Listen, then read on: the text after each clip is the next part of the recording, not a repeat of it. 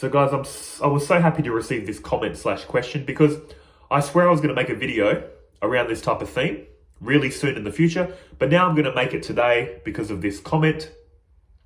It's based around, I'm going to say reincarnation, which I love the idea.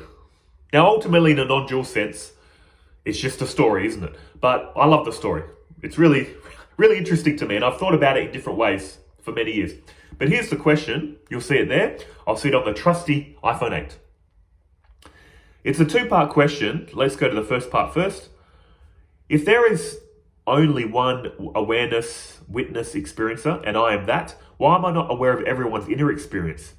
It's as if the experiencer has chosen to experience only one living being at a time from the infinite set of possible living beings, like a movie on Netflix. I'll get back to the second question in a minute, but this is a really simple one to answer. It's a common beginner's question. If there's a one consciousness running through all body and minds, how come I can't know your thoughts and you can't know mine? There's the one consciousness. I'm conscious and I am consciousness, as you're telling me in these teachings. So why can't I know your thoughts? This is a very common beginner question because what's happening here is in traditional Advaita Vedanta, they talk about pure consciousness and reflected consciousness. The nature of reality is pure consciousness.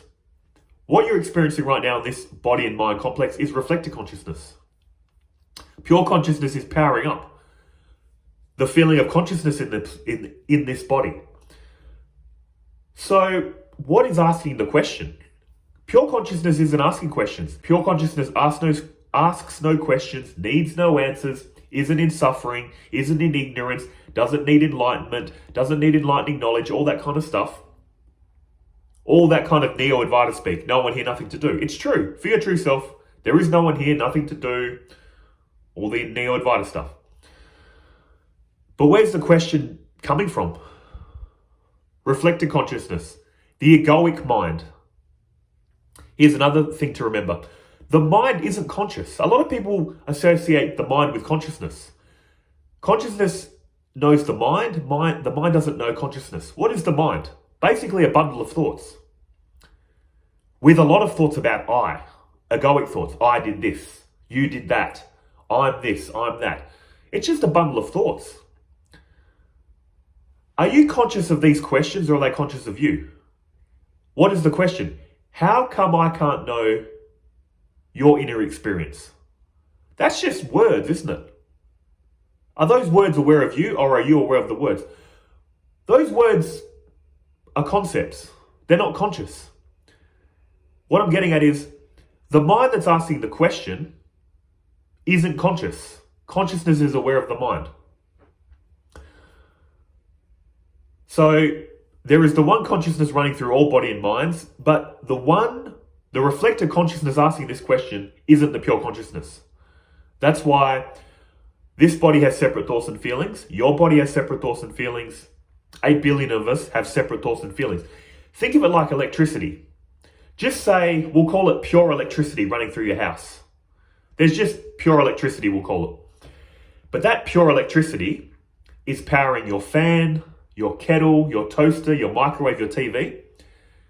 It's powering up all your appliances. The one undivided electricity powering up all appliances. Now imagine if one of these appliances started developing an ego and asking questions. Your kettle started going, I heard that there is one electricity running through all appliances. How come I can't know what's happening in the microwave or the toaster? How come I can't manipulate the functions of the toaster or the microwave?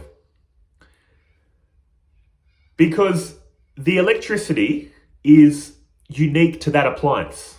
It's separate in quotes. It can only power the functions of that appliance. The kettle performs kettle functions. The microwave performs microwave functions. The toaster, the TV performs those functions, doesn't it? There is the one undivided electricity running through all appliances, but each appliance has its own set of functions. Just like each of our minds have separate thoughts and feelings. And that's what's happening with this question. You're mixing up reflected consciousness with pure consciousness. You need to remember, consciousness has non-objective qualities. Reality is happening in 3 dimensions of space and 1 dimension of time. Consciousness is the knower of all this. It's the fifth dimension. Your essence is living through all body and minds. But the mind asking the question isn't. That's what I'm trying to get at. This can be very confusing, but once you get it, it'll be so obvious. So that question's out of the way. Second question. So the problem still remains, and whether true or not, the idea of consciousness experiencing only one body and mind's life at a time is terrifying, because it means everyone I am seeing isn't simultaneously having an inner experience. But my consciousness would experience or would have experienced them at some point in time. Like, for example, me turning into you in my next life. This is the part of the comment I really liked, because I've contemplated this for a long time. How does this make sense? Does that mean I'm living all lives throughout all time? Yes, that's what they're saying. And let's have a little bit of fun with this. How are you and I one? What are they saying in non-duality? You and I are one. We're the one conscious entity experiencing separation. If 8 billion of us did self-inquiry, I'll just quickly go through it. But if you want a detailed explanation of self-inquiry, check out my Non-Duality for Beginners playlist. Anything we're aware of can't be our true self, can it? We're aware of the world, it's not aware of us. We're aware of the body, it's not aware of us. We're aware of our thoughts, our breathing, our feelings, our reflected consciousness. It's not aware of us. You can go through every layer of your objective experience and realize, I'm the knower of it. And you come to the realization, I have non-objective qualities. Because everything I know has objective qualities. And if I wanted to know myself, I can't know myself. In the sense of, our mind can only know things with objective qualities. But you know you exist, but you can't know yourself objectively. Because if you knew yourself objectively, then you could ask, then what knows that? It'll be like those infinite hall of mirrors. You're unknowable. If I do that and you do that, 8 billion of us do it correctly and understand the implications of this, we'll realize it's the one non-objective consciousness that we are at our core. That's what we are. When we say I, in the deepest sense, I am, that's what we're referring to. So what's the difference between us? It's like putting on layers of clothing. That one undivided source running through all body and minds starts putting on clothing. It's like, I'm wearing different clothing to you, I'm assuming. We're all wearing slightly different clothing. I'm sure some people are wearing the same stuff, but you know what I'm saying? What do these layers of clothing represent? Layers of conditioning. Over that one undivided consciousness are layers of thoughts, feelings, memories, hopes for the future, belief systems. Layer upon layer is added over my experience and your experience. It's like an onion. But when we peel back the layers of the onion on all of our egoic selves, we're going to arrive at the one undivided consciousness. That's why they say in non-duality, things like you're only ever experiencing yourself, that kind of speak. I, in the deepest sense, am you. You, in the deepest sense, are me.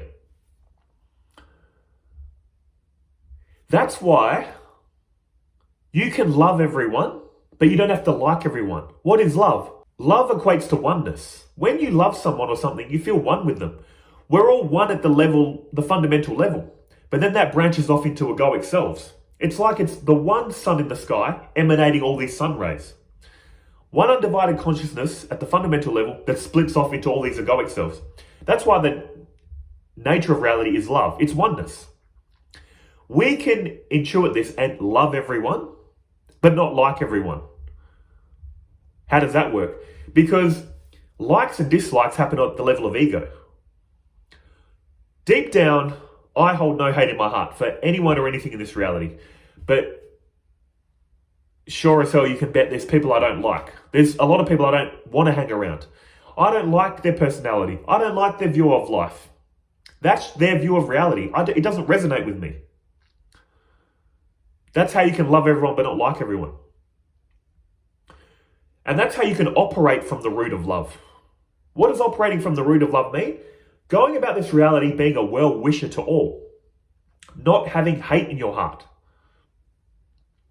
It doesn't mean helping every single person you see, hugging every single person you see. It means stopping bad things when it's happening, but you can do it in a loving way. For instance, this may have happened to you. Have you ever been to a family party where one of the family members has got a bit drunk and starts causing a scene? And you stop them. You're stopping them because you love them. You don't want them to hurt someone else. You don't want them to hurt themselves. So you're stopping them in a loving way. Just say like a drunk uncle or something. You don't hate him, but you're stopping him. You're doing it out of love. You're not really angry because you're thinking he's had a bit to drink. He might have been going through some issues, may have lost his wife, I don't know. You know what I'm saying? You're understanding. So the same in this reality. There's a lot of bad things happening. And what's that saying? Hurt people hurt people. A lot of things people are doing is because they have a deep sense of pain and hurt. So it doesn't mean they should be allowed to do what they're doing. Stop them if you can. Remove them from society. But you can do so in a way where you don't hate people. You're thinking something's going wrong. Because the nature of reality is oneness, is love. Something's going wrong. But it's not appropriate what they're doing. So you need to stop them.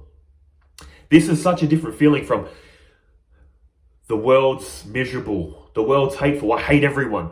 Everyone, you know, that vibe of anger and hate and judgment. It's going to make you sick. So you can do everything you were doing before, but with love, patience, understanding. That's all I'm saying. When you operate from the root of love. But this reincarnation example, let's get into some more other fun ways of looking at it, which I've come up with. You might understand and believe, oh yeah, it's the one fabric appearing separate, and I am the fabric of all this. My true self, not the egoic self. Picture it like this. Look how strong the ego is, by the way. This is the example I'm trying to drive at. Look how powerful your ego is, making you feel like just this person. Imagine a world where everywhere you look, it's just you. All your past selves, all your future selves. Just say you're middle-aged right now, like me. Imagine a world where wherever you go, there's just younger versions of you living their life and older versions of you living their life. You got the 5-year-old Simon, 10-year-old Simon, 20-year-old Simon, 80-year-old Simon. You know what I'm saying? Look around and it's just you everywhere.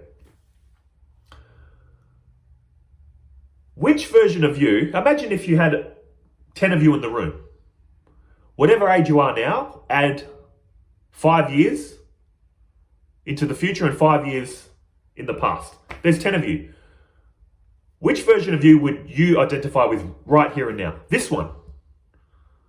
You'd look at your younger selves and older selves and go, yeah, they're me and all, but which one do you truly feel like?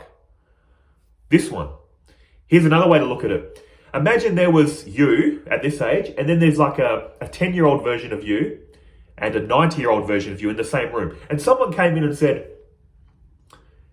Simon, these three are you, are they? And you go, yes. We're here to unleash some terrible torture, which has a high probability of death. And they say to you, which version of you do you want this to happen to? Instinctively, this version of you, knowing that the younger version of you is here and the older version, would probably think, I don't want it to happen to me. And then the younger and older version would say, I don't want it to happen to me. You know they're all you. But instinctively, this ego would say, make up an excuse, wouldn't it? It would say, look, here's what I feel would happen. It would say, look, the younger version of Simon, he's young, he's strong.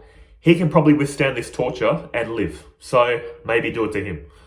Or you might say, this older version of Simon, he's 90. He's lived his life. This is probably going to kill him, but you got to die sometime. See what I'm saying? Your ego makes you feel like just this version of you. And then justifies all this, what I was just saying. Do the torture to him or him. But they're both you. How do you think your younger self would feel hearing this news? Or your older self would feel hearing this news? Wouldn't feel very nice. That's the only reason I come up with that example, because they say it's the one appearing separate, and you're meant to see the fabric of all reality as one and treat this reality as yourself. But I got to this thinking, I was like, imagine if I literally saw 8 billion versions of me, younger and older, just living life. Which moment in time would feel the most real and the most like me? This one, right now. Not the one a second from now, from a second ago. Here, now, it's always this one, here and now. So imagine if there were 8 billion versions of you, older and younger. Now imagine you slowly started changing every version of you. Different skin colors. They're obviously different ages, different genders, different belief systems. What are you left with slowly? You got the world we're living in. You, in different forms, different locations of time and space, which I'll get into in a minute, about time,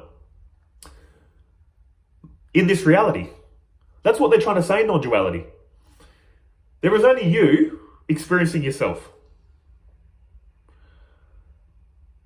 with different names and forms. So look beyond the appearance and look at the reality. You're going to see yourself everywhere. That's what they're trying to get at. And this leads me into time and space and reincarnation. Please don't grill me on the theory of relativity. Please don't grill me on space-time. I'm very fuzzy. But one thing I took away from the theory of space-time, theory of relativity, is space and time are connected in this theory.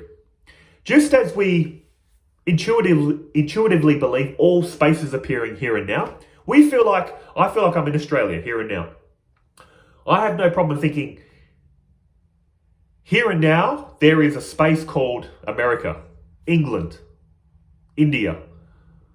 We instinctively think and feel all space is appearing now. But what is space-time showing? All time is appearing here and now too. And that's what I'm driving at. Space-time is saying every moment of time and space are appearing here and now. The version of you that was just being born is appearing here and now. The version of you that is on its deathbed is here and now too. Different coordinates of space-time. It reminds me of this. Remember these things? A DVD. This is The Godfather Part 1. Really good stuff. I do think number 2 is better, but then that's a whole other video, isn't it? But every scene of this movie is appearing here and now, isn't it? The part where that dude asked the Godfather for help in the beginning because of his mistreated daughter. The part where Solozzo, I think his name's Solozzo, and the cop are killed in the restaurant by Michael. The part where Sonny gets machine gunned at the toll booths. The part where the Godfather collapses buying fruits or whatever. What I'm saying is every scene of this movie is appearing here and now. But why does it appear like it's happening in time and space? Because of our ego. Our ego can only ever experience reality in time and space. So in space-time, they're saying everything that has happened, is happening, will ever happen, is appearing in the here and now, in space-time. Like I said, your birth, your death, all events in between are happening in the here and now. So what am I getting at with this example in reincarnation?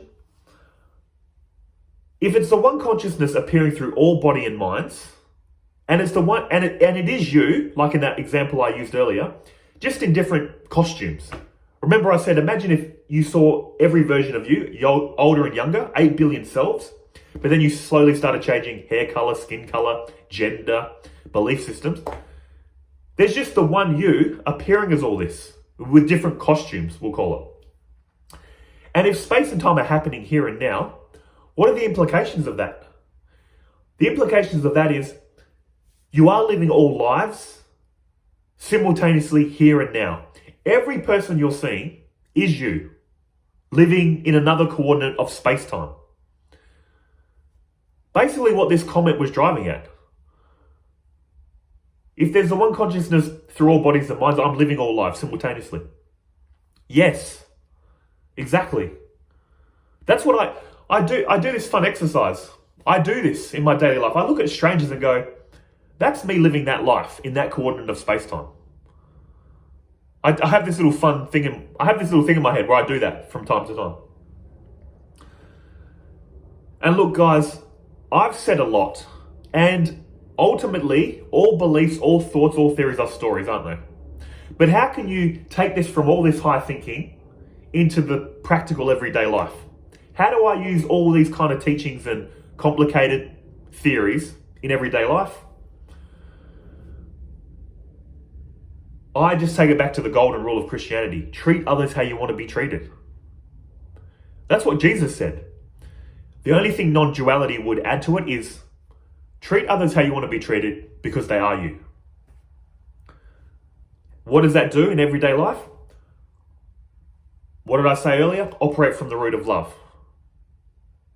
Treat everyone as another version of you in day-to-day interactions because they are you. Operate from the root of love. What is the root of love? Patience, acceptance, understanding, non-judgment. If they're doing the wrong thing, stop them in the most patient, calm way you can with no hate in your heart. Call the police. Put them in jail. Stop them. Remember what I said?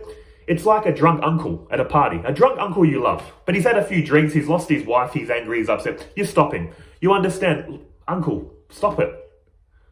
You're hurting them and yourself. I know you're grieving. You know, that feeling of love.